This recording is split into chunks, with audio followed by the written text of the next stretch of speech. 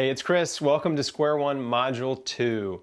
In this module, I'm going to help you understand why you may have cancer, why the rates of cancer have exploded, and help you identify the specific cancer causers in our world and in your life that you may need to address to help your body heal. 70 to 95% of cancers are caused by diet, lifestyle, and environment. The sad reality is that the cancer industry knows what's causing cancer, but they're not interested in prevention and they're not addressing the causes. They just want to treat the symptoms because that's where the money is. This is where you come in, because with education and action, you can identify and remove many of these potential cancer causers in your life. The more you can reduce your body's toxic load, the better your odds of preventing and healing cancer. Now, the first thing on a cancer patient's mind after a diagnosis is, why me? Like, why did this happen to me? How did I get cancer? As I said in Module 1, cancer is the convergence of a multitude of health-destroying factors in your life that usually persist for a long period of time, usually many years, which is long enough to break you down and make you vulnerable to disease. I also told you that if you have cancer, you should assume that the way you're living is killing you. Not to blame you or shame you, but to empower you to change your life. Many of these cancer-causing factors can be removed, and your risk of getting a recurrence or dying from cancer can be greatly reduced just by your choices. Your choices matter. Now, we know that cancer has been around for thousands of years because researchers have found a few mummies with evidence of cancer, but the rates of cancer exploded after the Industrial Revolution. If you look at the way that most of us live on the earth today, especially those of us that live in Western industrialized nations, we live a very different life than our ancestors. Our diet and lifestyle is different. Our work habits are different. Our recreation habits are different. Our entertainment habits are different. It's all totally different. For most people, their cancer wasn't caused by one thing.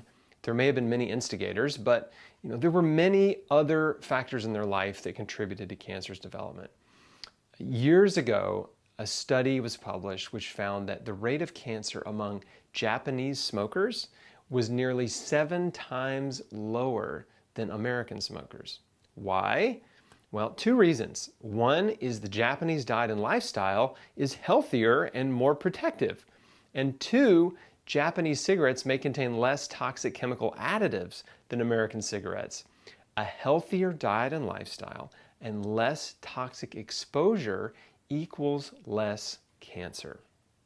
There are 3 pillars of health. 1 is our diet and lifestyle, 2, our environment, and 3 is stress. Now, these are broad categories and we're going to drill down into them, but just in the beginning, understand that diet and lifestyle, environment, and stress are the 3 main causes of cancer and most types of disease.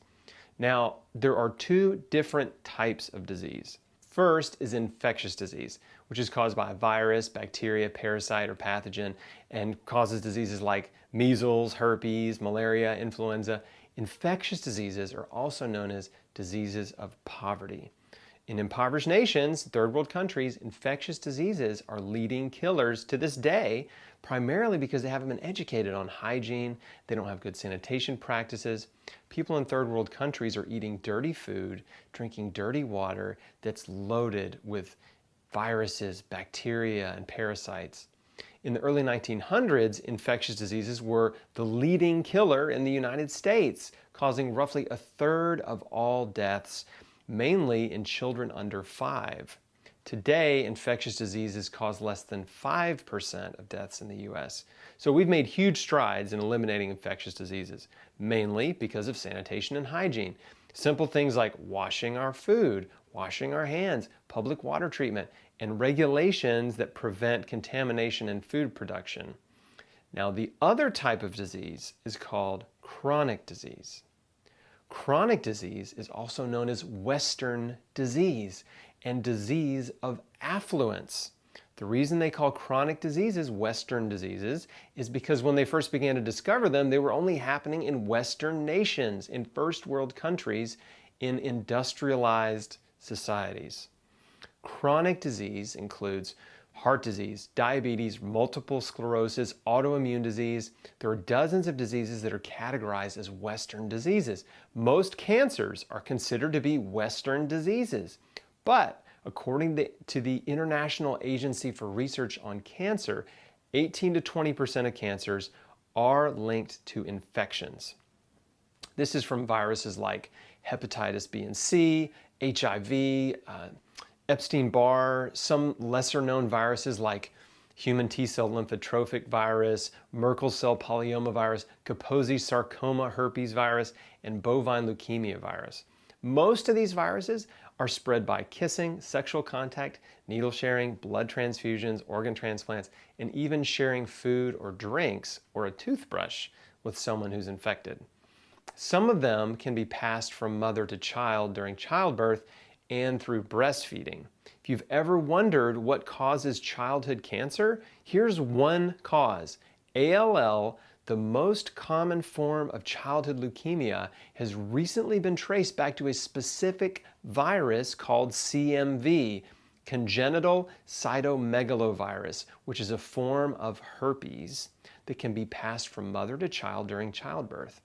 And children born with CMV are roughly 4 to 6 times more likely to develop ALL between the ages of 2 and 6. So it's estimated that about 80% of people carry the CMV virus. So some viruses can't be avoided, but if you engage in risky behavior like promiscuous sex or needle drugs, your odds of contracting multiple cancer-causing viruses is much higher. But don't freak out. Not everyone who contracts these viruses will develop cancer. As long as your immune system is strong, your risk is low. But viruses can lay dormant in your body for many years and then flare up and cause a problem because your immune system became weakened or suppressed for a long period of time. So this is why the things that you can control, like your diet, lifestyle, environment, and stress, are so important. A healthy body can keep viruses in check. There's one virus on the list that's a little different from the rest and can be avoided. That's the bovine leukemia virus. Bovine leukemia virus is a cancer-causing virus found in cow's milk and meat. It's widespread. 80% of small dairy farms and 100% of large dairy farms were found to be infected with bovine leukemia virus when milk supplies were tested in 2007. Now, pasteurization should render this virus harmless in milk, but you can also contract it from eating undercooked beef, as in rare or medium rare. A 2003 study found that 74% of people tested had been previously exposed to bovine leukemia virus. Here's where it gets really interesting. Researchers took breast tissue samples from women with breast cancer to test for bovine leukemia virus. And according to their findings, the presence of bovine leukemia virus DNA in breast cancer tissue was strongly associated with breast cancer. And as many as 37% of breast cancer cases may be attributable to bovine leukemia virus. This means over a third of breast cancers, that's over 80,000 cases a year, may be caused just by eating undercooked beef. H. pylori is a bacteria known to cause inflammation, ulcers, and stomach cancer. And the rate of H. pylori infection and stomach cancer is much higher in third world countries because of poor sanitation and hygiene practices. H. pylori also converts nitrites from cured meats into cancer-causing compounds in the gut. The top cancers in Western nations, lung cancer, colon cancer, breast cancer, prostate cancer, are considered to be Western cancers. Now, back to Japan. In 1955, the death rate for pancreatic cancer, leukemia, and lymphomas was 3 to 4 times lower than the US. The death rate for colon, prostate, breast, and ovarian cancers was 5 to 10 times lower. This was at a time when animal products accounted for less than 5% of the Japanese diet. Now, Japan is not an anomaly. There are many parts of the world with much lower rates of cancer than Western nations like the US, Canada, Europe, and Australia, especially where people are eating plant-based diets. You can actually go to a website called Globocan, and there's an interactive map that lets you see what the rates of any type of cancer in any country in the world are. And one example that may surprise you is Mexico.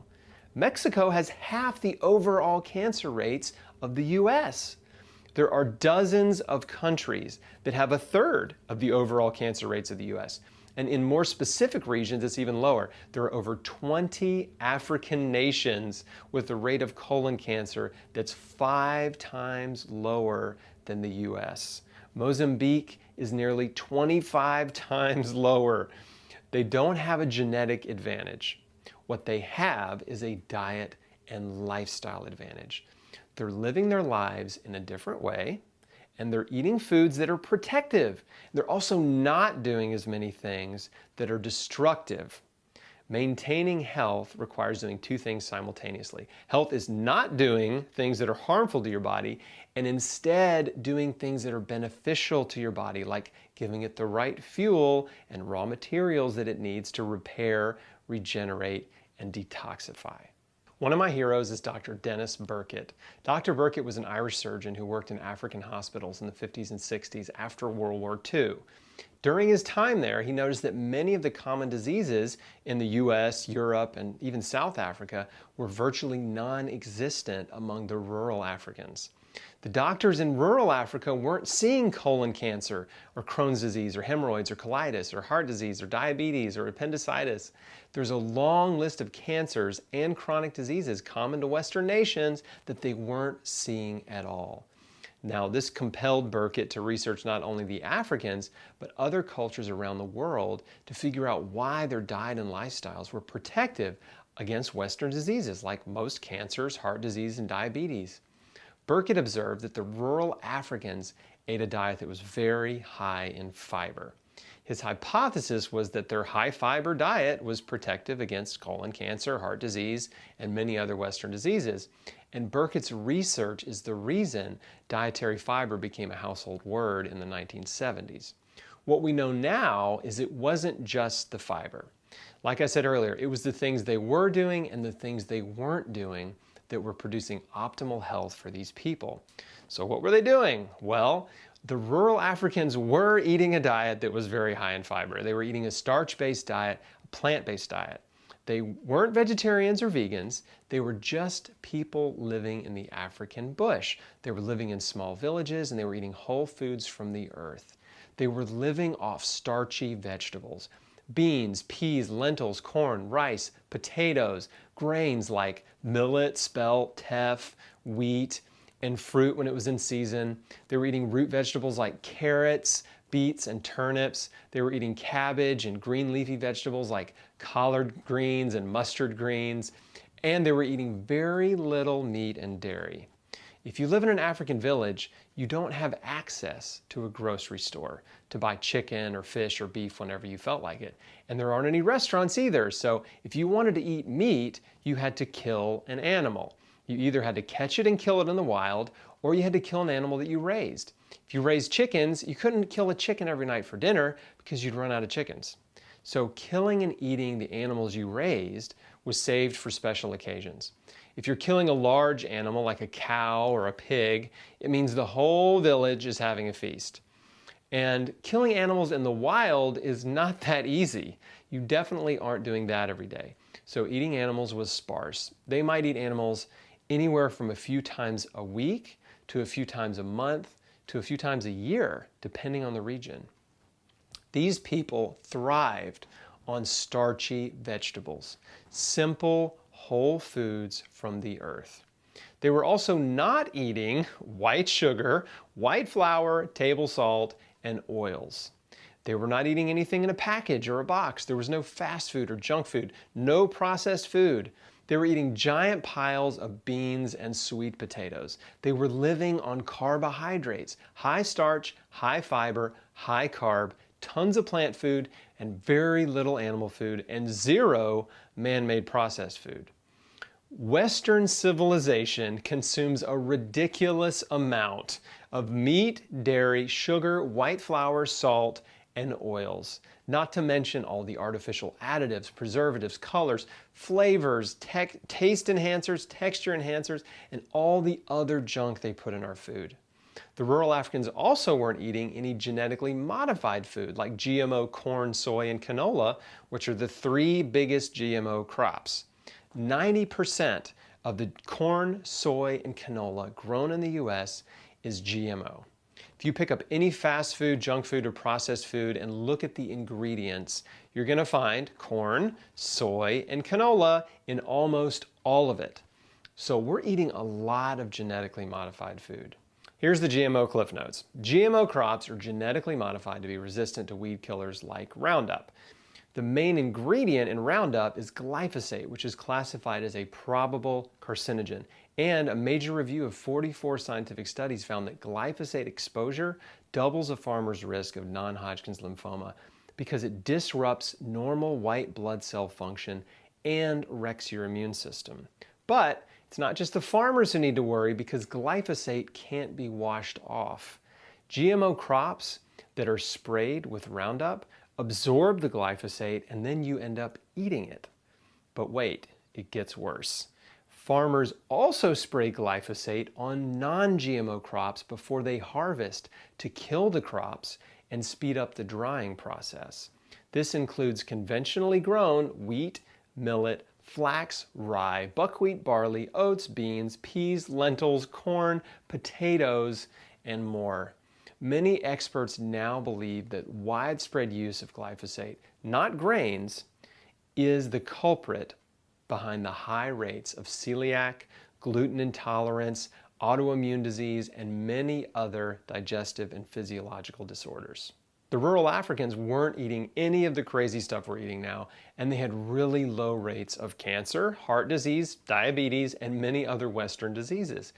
That's proof that their diet and lifestyle was truly healthy.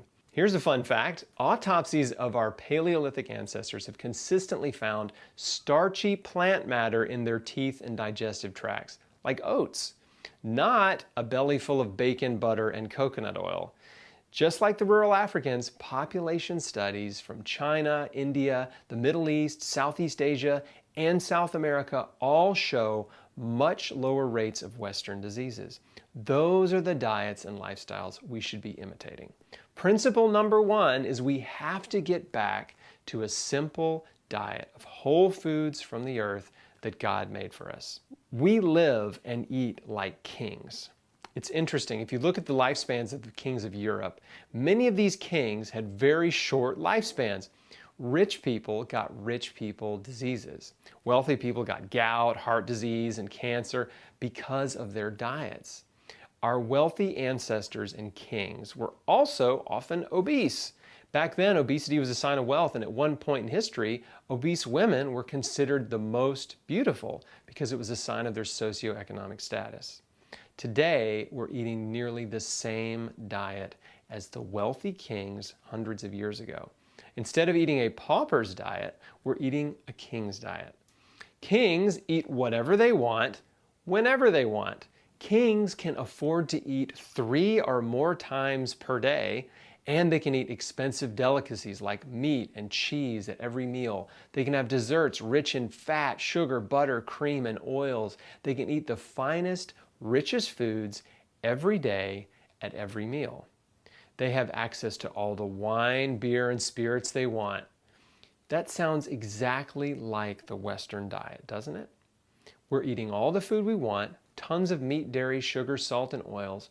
But today, it's even worse because we have all the extra junk, the artificial additives, preservatives, flavors, and colors, and GMOs. Our modern diet is a king's diet, but worse. If you eat a king's diet, you're going to get king's diseases. I really want to hammer this home. You have to get back to a simple diet that is based on whole foods from the earth. You don't have to become a vegan or a vegetarian or take on some type of dietary identity or religion. You just have to start making good choices. We want to mimic the healthiest people on earth.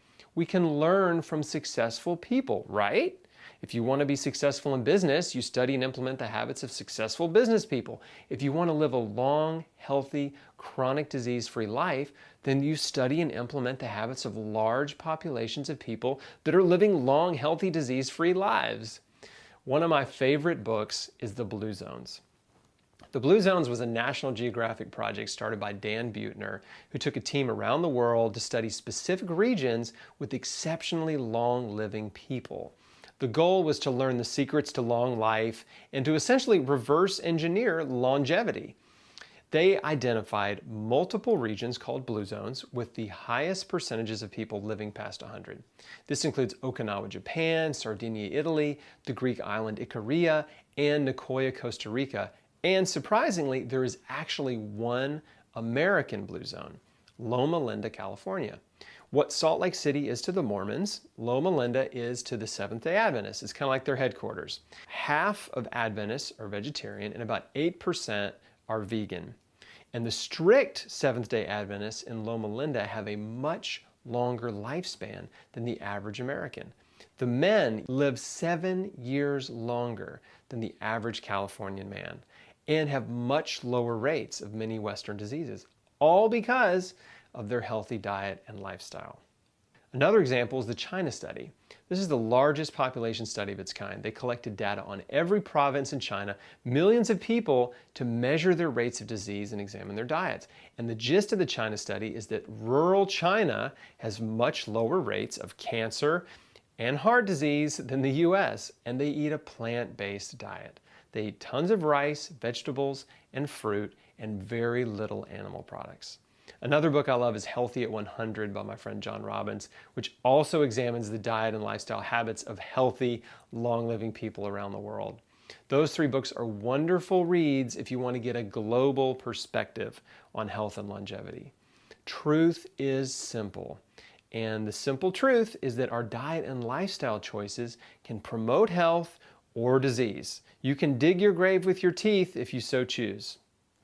Hopefully, you're starting to understand that what you put in your mouth will either promote disease or promote health.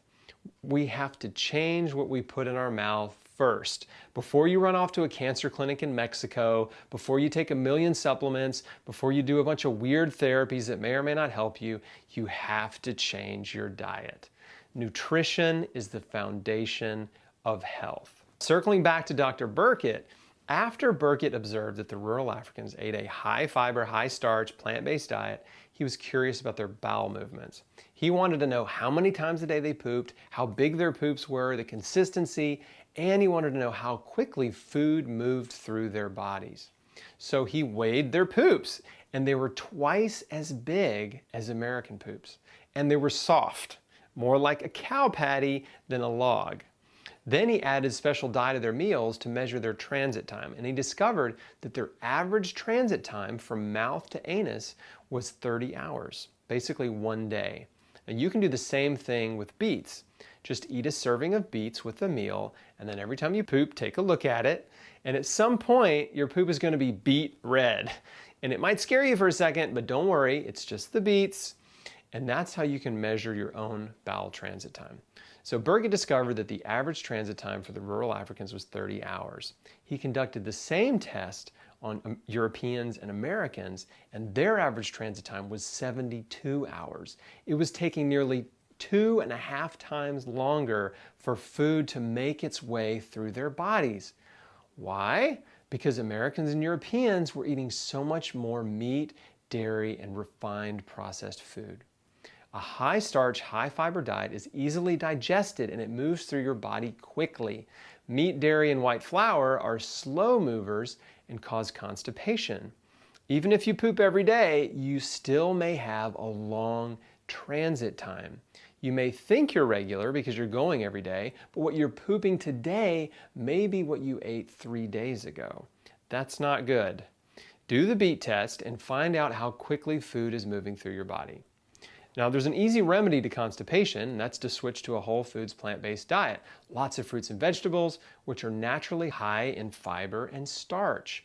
You don't need to take a fiber supplement, just eat lots of fruits and vegetables every day. By the way, Burkitt also did the same study on nursing home patients, and he found that their average transit time was about 2 weeks. 2 weeks! Can you imagine? Now, why is this so important? Like, why does transit time matter? Here's why. Your liver is one of your body's main detoxification organs. Your liver dumps metabolic waste into your digestive tract. When you eat food, whatever's not digested, like insoluble fiber, moves through your digestive tract and it absorbs that liver bile and carries it out the back door. Now, a high fiber, high starch diet does a really good job of absorbing those toxins that are secreted by your liver and carrying them out quickly. If you get a diet that's high in meat and dairy, it moves through very slowly, and the meat and dairy and whatever else you ate mix with the liver bile and it all putrefies and it creates toxic byproducts. Some of them are called fecal mutagens. What's grosser than gross? Fecal mutagens. These toxic byproducts irritate and inflame the lining of your digestive tract, especially your colon. They cause irritation and precancerous inflammation. And some of these toxins are reabsorbed into your bloodstream, so you end up in a vicious cycle of auto-intoxication. Your body's constantly reabsorbing some of the toxins that it's trying to eliminate because your bowels are moving too slow. If you feel like crap all the time, it may be because you're actually reabsorbing some of your crap. The abundance of vitamins, minerals, enzymes, and phytonutrients in food, especially fruits and vegetables, is an obvious benefit to a plant-based diet. The second benefit is the fiber and starch, which moves through your body quickly and helps you eliminate toxic metabolic waste before it can putrefy, cause inflammation, and get reabsorbed into your bloodstream. The principles of a healthy diet are simple, and we'll talk about specific foods you should be eating every day in the next 2 modules. But generally speaking, you just need to eat a lot of fruits and vegetables, raw and cooked, and you need to minimize or eliminate animal products and all processed food. As the legend Jack LaLanne said, if man made it, don't eat it. Another problem we have is too much food. If you're watching this, you probably live in a Western nation with an unlimited food supply. With the exception of the homeless, even the poorest Americans rarely go a day without eating. So we have an unlimited supply of food, and our calorie consumption has increased significantly over time. According to the USDA, in 1909, the average American ate 3,400 calories per day, which, by the way, is still 1,000 to 1,500 calories more than most people need to eat. Today, the average American eats roughly 4,000 calories a day. It's 400 calories more per day than we were eating 100 years ago. This is why 2/3 of Americans are now overweight and 1/3 of Americans are now obese, because we're eating way too much. So now let's talk about body fat.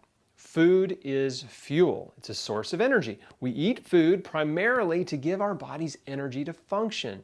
To understand why we're fat just takes a basic understanding of supply and demand economics. Your body has a certain requirement of calories per day, depending on your activity level. Calories are a measurement of energy that you get from food. If you consume more energy from food, more fuel, more calories per day than your body needs, it will store that energy for later as fat, which is a good thing. Before restaurants and supermarkets were on every corner, our ancestors would go through periods of food scarcity. They were growing their own food, raising livestock, and hunting. And guess what? A lot of food doesn't grow in the winter. And animals migrate or hibernate, so there was a lot less food available. If they ate a lot of food in the spring, summer, and fall when it was abundant, they might put on some weight. Then that extra body fat would be burned off in the winter when food was scarce. It would keep them alive. We don't have famines in the US, and we don't have food scarcity in the winter. We have an unlimited food supply, and we're overeating year-round. And most of us are gaining a little bit of weight, a few pounds a year or more, year after year after year. And there's a snowball effect. The heavier you get, the quicker you gain even more weight. This is why so many of us are overweight and obese. Obesity is the second leading cause of cancer. Cigarette smoking is the #1 cause of cancer. Obesity is #2. When you're carrying a lot of extra fat on your body, it's a huge burden to your system. Body fat produces a lot of excess hormones, which can promote inflammation and fuel cancer growth.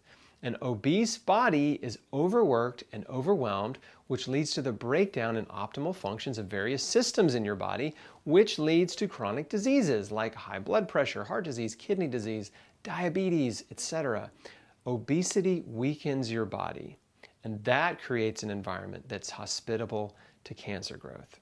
Now, being overweight has never been a problem for me, but I did smoke cigarettes as a teenager and young adult.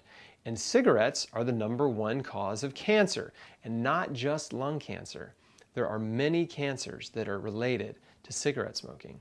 Because when you smoke a cigarette, carcinogenic compounds go from your lungs into your bloodstream and circulate throughout your entire body. Colon cancer can be caused by cigarettes. For all I know, smoking cigarettes could have instigated cancerous cells in my colon. Then my unhealthy diet and lifestyle choices create an environment where that cancer could grow. If you smoke now is the time to stop, like today. Don't put it off. Don't switch to e-cigarettes. It's going to be a tough couple weeks of nicotine withdrawal, cravings, and detox, but there are way worse things. You're a grown-up. You can handle it. If you're not willing to quit smoking or chewing tobacco or drinking or using drugs, there's no point in doing anything else because those destructive lifestyle behaviors will sabotage your success. Now, if you're curious about some of the other changes in the American diet in the last 100 years, here they are. Our overall carbohydrate intake has actually come down about 4%, but the type of carbohydrates has changed dramatically. In the early 1900s, most of our carbohydrates were from whole foods like grains, beans, and potatoes. Today, our carbohydrates are from processed foods, white sugar, white flour, corn syrup, chips and fries, and sugary drinks. We've replaced whole foods with processed refined foods. And as a result, our fiber consumption has come down about 10%, but we still weren't getting nearly enough fiber in 1909. The rural Africans are getting about 3 times as much fiber as we did 100 years ago. They're getting 75 grams or more per day. We're also eating about 20% more animal protein than we were in 1909. It's unnecessary. We're eating 60% more fat than we were in 1909, primarily from oils. Polyunsaturated fat consumption is up 340%, which is found in corn, soybean, and sunflower oil, and fatty fish. Monounsaturated fats are up 70%, which includes olive oil, peanut, safflower, and sesame oils, and about 20% more saturated fat, mainly from butter and lard in animal foods. And we're eating about 10% more cholesterol. All totaled, our overall fat consumption is up 60% from excessive amounts of oils and animal foods. Now let's talk about why you need to eat organic food. When you eat conventional produce, you're eating pesticides, insecticides, fungicides, and herbicides like Roundup. Those are all toxic chemicals. They're poisoning you and injuring you a little bit every day.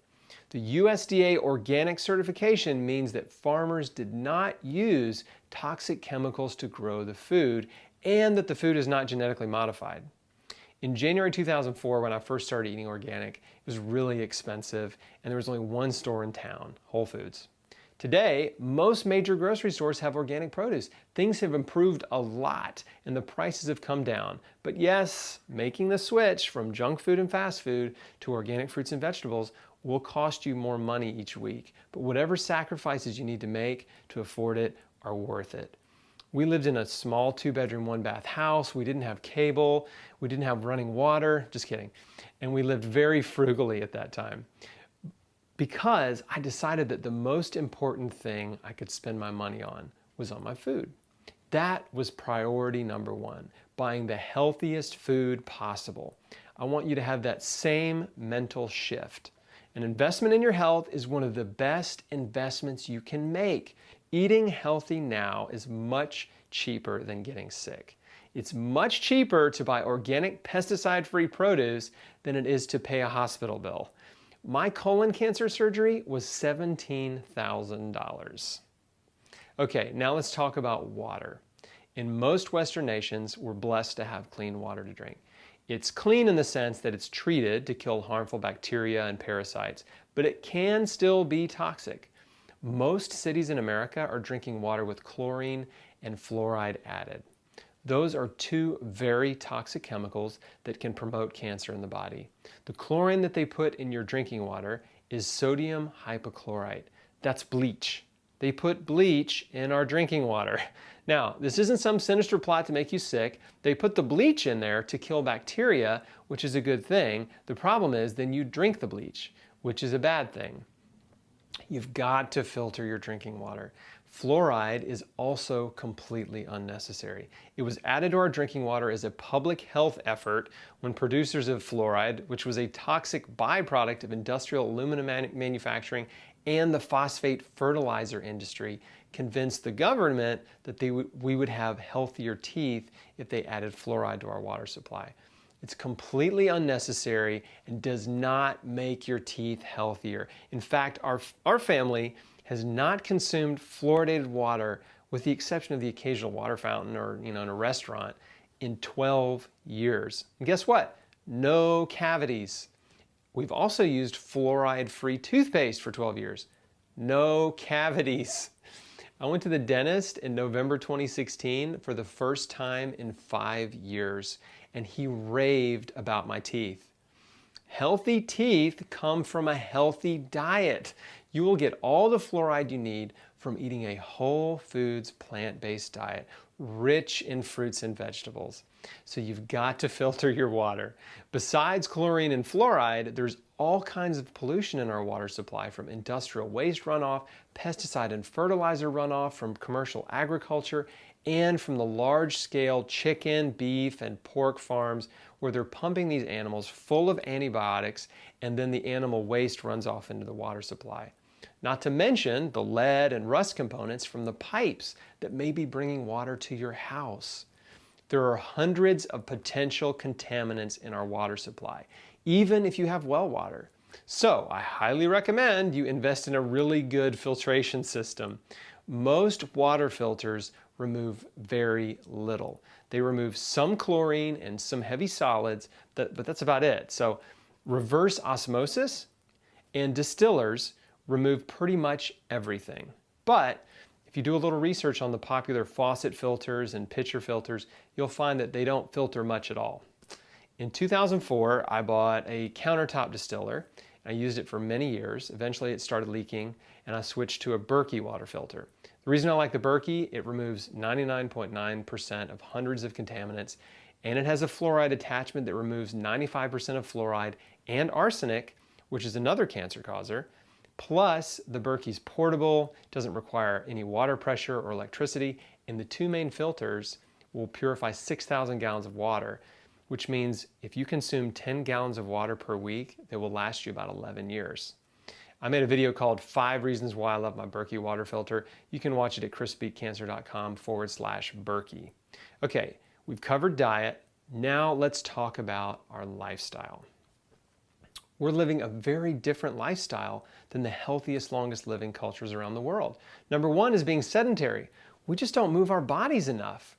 Sitting is the new smoking because people who are seated for 8 hours a day or more are prone to health problems. When you're in motion, you're increasing circulation and burning calories. Activity promotes health. Movement is life. When you don't move, you promote disease. There's a very simple solution to this. You just have to move more. Take the stairs instead of the elevator every day. Walk, run, hike, dance, do yoga, rock climb, do karate. Any extra movement you can do will help you. You've got to move your body every day.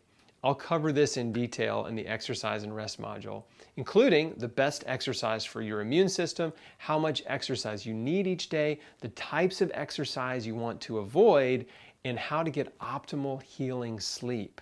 Another destructive lifestyle habit is substance abuse. Alcohol and illegal drug abuse are obvious health destroyers, but prescription drug use can be as well. We have an epidemic right now of prescription drug use and addiction. All prescription drugs have side effects. For starters, they're all hard on your liver, which is your body's main detoxification organ. Once your liver goes down, you're dead. Many of the most common prescription drugs, like blood pressure and cholesterol lowering drugs and drugs for mood disorders, have significant long-term effects in the body. Drug companies are one of the biggest advertisers on TV. And if you pay attention to the drug commercials, it's not uncommon to hear in the disclosure that many of these drugs may cause certain types of cancer. This includes birth control drugs, fertility drugs, psychiatric drugs, digestive disorder drugs, and hormone replacement therapy. Any prescription drug could be suspect.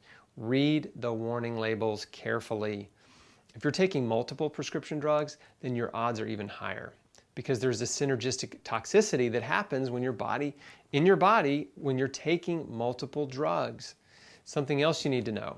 There are over 100 prescription drugs that inhibit the production of melatonin, which is one of the most powerful anti-cancer hormones in your body.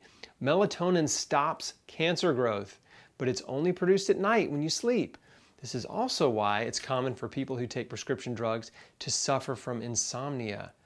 Even if you don't take prescription drugs, if you stay up late every night, you're not getting good quality healing sleep. If you're a workaholic and you're working 18 hours a day and getting 6 hours of sleep or less, then you're chronically sleep deprived and your health will suffer for it. Melatonin is a key component of cancer prevention and healing. Now, I realize getting off prescription drugs can be tricky, and quitting cold turkey can even be life-threatening depending on the drug and your medical condition. If that's your situation, I want to encourage you to share this goal with your doctor who can work with you to hopefully reduce some of your doses now and help you get off prescription drugs over time as your health improves. Remember, you might feel lousy for a week or more while you're breaking your body's dependence on prescription drugs.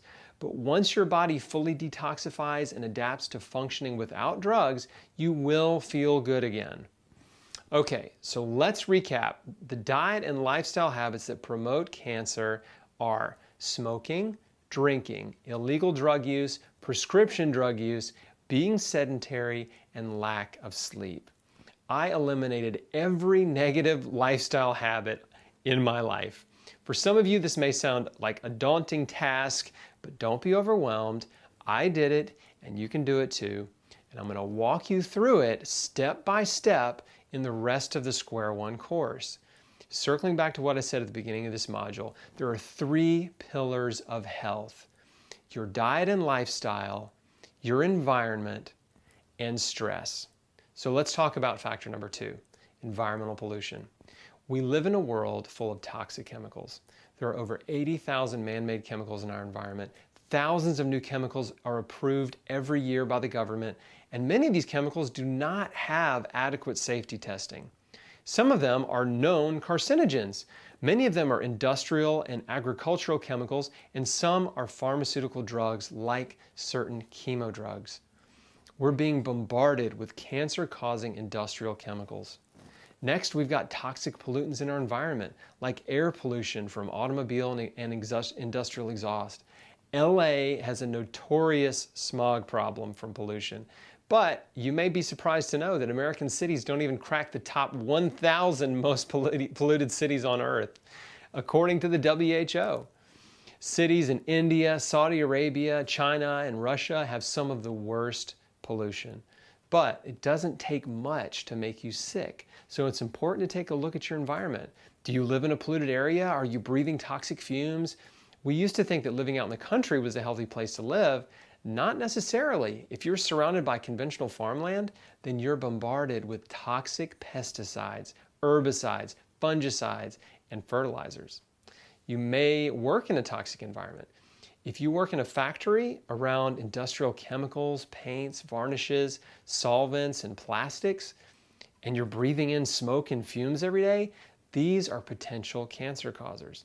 If you're a mechanic working around gas, oil, lubricants, antifreeze, engine exhaust, Even hairdressers have elevated rates of cancer because they're breathing the fumes from bleaches, dyes, straighteners, hairspray, nail polish, all of the chemicals in beauty products.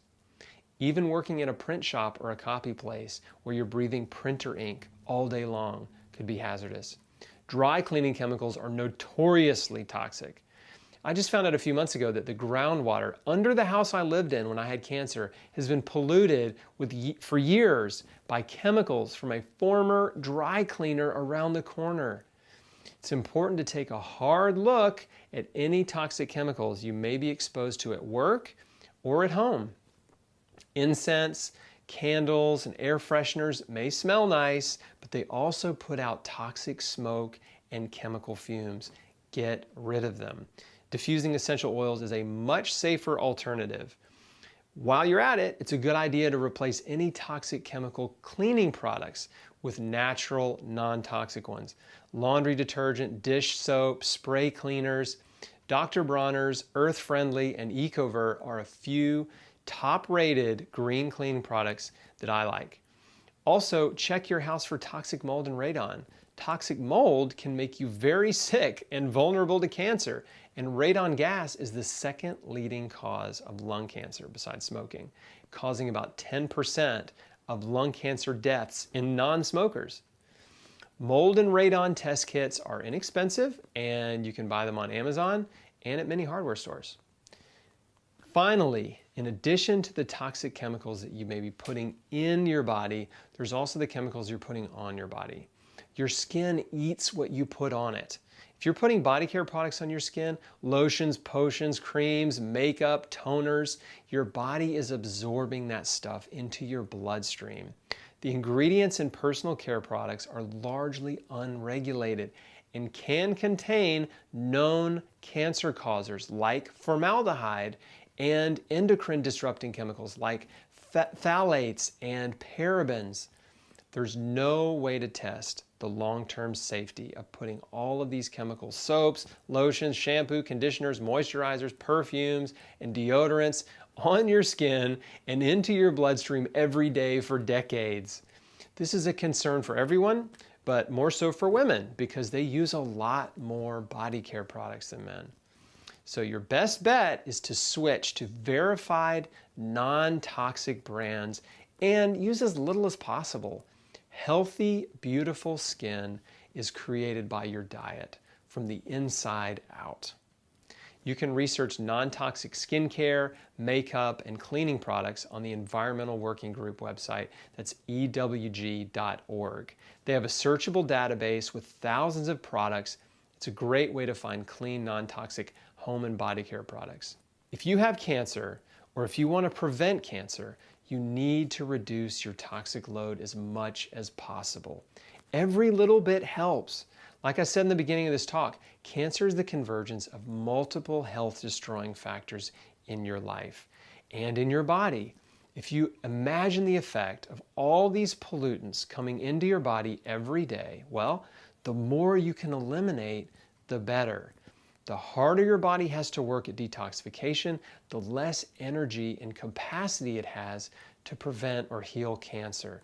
If you're constantly overeating, putting tons of toxins in and on your body, and breathing toxic fumes, your body is working overtime every day to process all the junk that's coming in. And just like a factory, if everybody's working overtime with no breaks, then problems are going to arise, but everyone's too distracted to notice. And that's how cancer goes undetected in the body. 70 to 95% of cancers are caused by diet, lifestyle, and environmental factors. The sad reality is the cancer industry knows what's causing cancer, but they're not interested in prevention and they're not addressing the causes. They just want to treat the symptoms because that's where the money is. The more you can reduce your body's toxic load, the better your odds of preventing and healing cancer. Now, some things you can change quickly, like exercising every day, switching to an organic diet, getting rid of all the toxic stuff in your home, like the body care products and chemical cleaning products, air fresheners, candles, incense. But other changes take time, like getting off prescription drugs, or changing jobs, or moving. Remember, this is a process. The goal is not perfection. The goal is continual improvement. All the small changes you make will add up to a big change over time. So don't let the changes you need to make overwhelm you and stress you out. Just make a to-do list and get after it. The 3 pillars of health are diet and lifestyle, environment, and stress. Stress is so important that I dedicated an entire module to it. In Module 7, I'll show you how to identify and eliminate the harmful, health-destroying stress in your life. Stress is the X factor in cancer. It's the one thing that can outweigh everything else you do. Don't skip Module 7. For some of you, it will be one of the most important modules in the entire course. Now, the next 2 modules are all about the anti-cancer diet. I'll show you exactly what I ate every day to help my body heal cancer, along with the nutritional science that supports it all. This is a simple, powerful, proven dietary protocol featuring the most potent anti-cancer fruits, veggies, herbs, and spices. My simple daily anti-cancer routine, juicing and smoothies, raw food versus cooked food, whether or not you should eat animal protein, and more. Don't miss the anti-cancer diet modules. Thanks for watching. I'll see you on the next one. Hi, I'm Joanne. In mid-August 2017, I had a mole removed off my left forearm. The biopsy came back, melanoma, no margins, which is not a good thing. It means that when they remove the mole, there's still cancer in your arm. I set up an appointment to see an oncologist, but the timing really wasn't good. I don't know if it's ever good for cancer, but I was just getting ready to turn 70 and we were going overseas on a trip to Israel. So I could only make a couple of adjustments initially, and that was the appointment with the oncologist, and I went vegetarian and added a couple of supplements to my protocol that strengthen the body and fight cancer. I also called my friends and family and my church and asked them all to pray. Pray for healing and for direction. And I needed a lot of direction. I knew that if I ever got cancer, I would not submit to normal cancer treatment, that I would address it naturally. And I didn't have a clue how to do that. I never had cancer, and I needed direction. So we went on our trip, came back, and the first thing that I came across was Chris Bark's Facebook page, Chris Beat Cancer, and he was getting ready to launch his video series. So my husband and I, we purchased it, we watched it together, and it was encouraging to see all these people who had had cancer and now don't because of natural interventions that they had done, and they were various different things. So there was a lot to think about.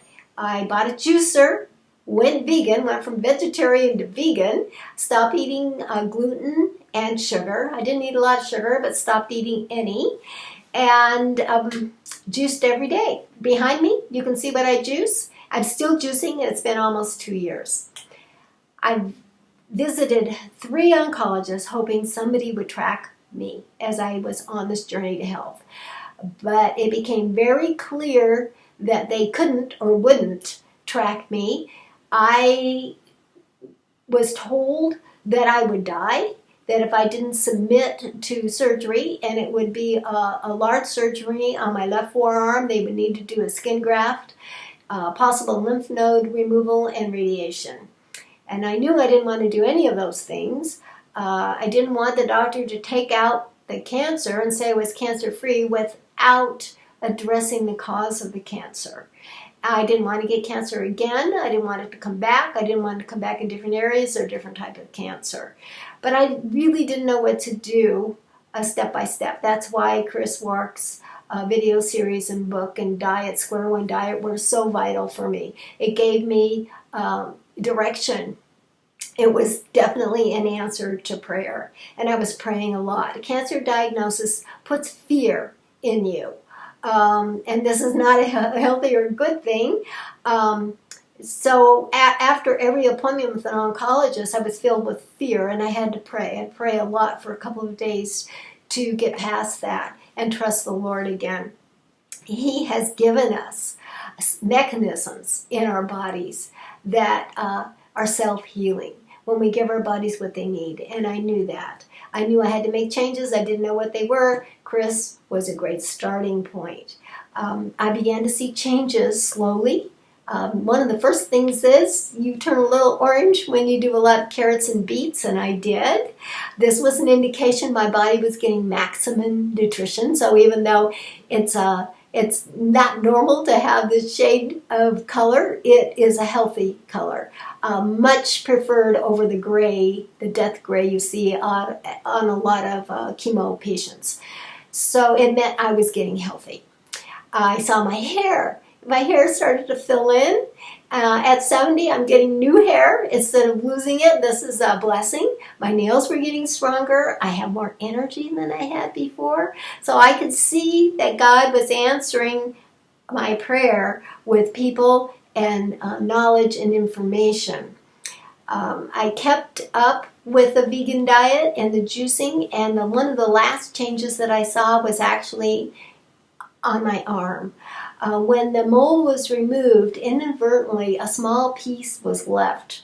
Once the healing had happened around the mole removal, you could see a piece of the mole. It was a dark gray spot, which totally freaked out the oncologist. You're going to die. You could see the melanoma, even though they knew it was there because there were no margins. Seeing it somehow is more frightening. I didn't see it as a problem. I saw that little piece of mole as a blessing. At that point, I realized I wasn't going to be tracked by an oncologist, and I really didn't have a clue on if I knew what I was doing was being effective. I knew that little raised mole area was a window. I could see what was happening inside. So I watched it. Not a lot happened initially. All those other things happened first. Then the mole flattened. It was still black. It was still there. The little bit further on, it turned brown. And then a month or so after that, it was gone. And I couldn't even see it with a magnifying glass. This was just about a year after my diagnosis. I went to see my GP after the first of the year, and I thanked him. I thanked him for leaving that little piece of mole. I said, that was my window. I could tell what I was doing, if it was having any effect on me or the melanoma, by that little piece of mole that was still visible. It was a blessing to me. I did see a dermatologist. I'd seen one after I was diagnosed, and I almost didn't go again. And I thought, I need to go. I need to show them that area that had the melanoma is totally clear, and I did. And he affirmed it also. I thank God every day for the people He's given me in my life, the people that care about me and love me and pray for me, and for God's direction every step of my way. He was with me. I thank God for Chris and what he's doing. His interviews with people who have overcome cancer are very inspiring. They're affirming, especially when you're stepping out on your own and don't have a lot of medical support. It's good to hear that other people have gotten well using diet and nutrition and other natural methods. So I am blessed beyond measure. And thank you very much, Chris, for what you do. Hey, it's Chris again. Thank you so much for watching Square One. My goal is to give you hope, clarity, and confidence, and to help you understand that your choices matter and that you have the power to affect your future. Square One is a simple step-by-step action plan to help you increase your odds of survival and healing, or decrease your odds of ever getting cancer in the first place. I created this course to serve you. That's why I'm putting all 10 videos online for free for 10 days. Square One is different than other programs because people aren't just watching it one time. They're going through it over and over and over again. This information is valuable, and there's a lot to implement, right? Owning Square One gives you the freedom to go through it multiple times at your own pace and incorporate these principles into your life. And it gives you the freedom to share it with the people that you care about. There's a lot more to the Square One program than just the video modules. We have an amazing support community, and I'd like to take a minute to talk about everything you get if you purchase the program and join our community. Is that okay?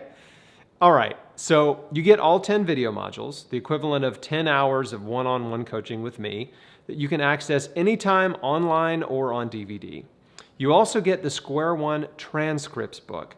Everything that's covered in the videos is in the transcripts book. It has a references section and a comprehensive A to Z index in the back that you can use to quickly look up any topic that I cover in the course, like turmeric, frankincense, broccoli, or breast cancer. You get the idea, right? You also get the Square One guidebook. The guidebook includes the daily schedule, which gives you a simple healing routine to follow. The guidebook also contains the Square One recipe guide, the supplement guide, and the healthy home guide, which will help you replace all of the toxic cleaning products and personal care products with non-toxic brands. The guidebook also includes the testing and monitoring guide and my cancer clinic Rolodex. This is a list of practitioners and clinics that I have confidence in. If you or someone you know ever decides to go to a clinic, this will be a great resource for you. You also get the Square One audiobook, so you can listen to this program anywhere you are. In addition to all that, you're going to get 7 bonuses. Bonus number 1 is you get access to the private Q&As that I do for Square One members every month for the next 6 months. So every month I get on a live video call with members of the Square One community and I answer as many of your questions as I can in 2 hours. It's really fun and everyone always has a great time. Bonus number 2 is the Cancer Answers ebook. This book contains answers to the most commonly asked questions that I've gotten from Square One members over the years. The third bonus, and the best part about Square One, is access to our private online support group, which is full of amazing people who have healed or are in the process of healing cancer holistically. Nearly every week, people are sharing testimonials of healing. Blood work is improving. Tumors are shrinking or disappearing. Scans are coming back clear. It's amazing. When I was diagnosed with cancer, there were no holistic cancer support groups where I live or on the internet. I had to go through this thing all alone back in 2004. But in the Square One support group, you will get so much love, encouragement, inspiration, and resources. And lifetime access to our support group is included when you buy the program and become a part of the Square One community today. On top of all that, you'll also get access to my kitchen masterclass, my Dinners with Chris series, and my water fasting masterclass, all for free. Okay, the last bonus I'm going to give you is a digital buddy pass. I hope you've been taking notes on all these bonuses. The digital buddy pass allows you to give online access to the Square One program to someone you care about, to another cancer patient or a family member or friend, and they'll have lifetime online access to the entire program just like you. So it's 2 for the price of 1. Okay, so those are the 7 bonuses worth over $600 that are included when you get started right now. Now, I should mention that there are 3 different options to owning Square One. There's a digital package, which gives you lifetime access to the program in our online membership site. There's a physical package, which gives you all the videos on DVD, printed copies of the transcripts book and guidebook, and the downloadable audiobook. And then there's the combo, which is the most popular package, and it includes everything. Online access to Square One and our membership site, plus we ship you the DVDs and the guidebooks. Okay, so those are your 3 options. Right now, during the 10-day free screening, the Square One program is 50% off. But after the free screening ends, the 50% discount goes away and the price goes back up. So if you want to own the Square One program forever, now's the best time to get it before the price goes back up. The last thing I have to mention is the guarantee. Square One comes with a 6-month, 100% satisfaction guarantee. If any time in the next 6 months you decide Square One isn't for you, just let me know and I'll give you a full refund minus shipping. I know how expensive cancer can get, and there's a lot of stuff you need to spend money on, healthy food, supplements, treatments, and all kinds of stuff. And I don't want you to have any concerns that the Square One program won't help you or that you can't do it. And 6 months gives you plenty of time to go through the course multiple times, to get in our support group, to get on the live Q&A calls, and really immerse yourself in this life-changing process. So you have no financial risk whatsoever. Okay, so you get a 50% discount right now and a 6-month money-back guarantee, but the discount ends when the free screening ends. Just click the button below this video to jump on it now before the price goes back up. If you need any help, just click the chat button on the bottom right or the link at the bottom of this page. I've got an amazing team of support angels ready to help you. Thank you so much for watching, and I'll see you on the next module.